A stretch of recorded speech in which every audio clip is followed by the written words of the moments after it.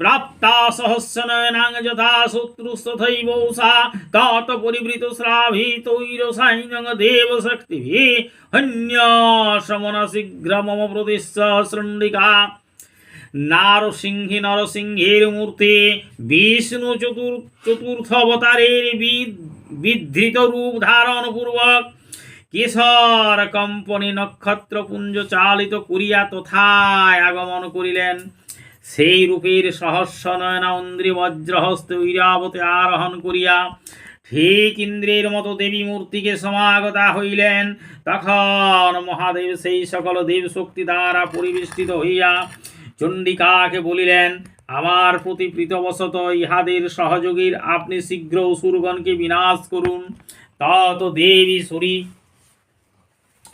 শরীরান্ত বিনিষ্কন্তা ভীষণা চণ্ডিকা শক্তিরতিজ্ঞং শিবাসোত প্রাপ্তা সহস্রনয়নাং যথা শত্রুস্তথৈবৌষা কাত পরিবৃত শ্রাভিতৈর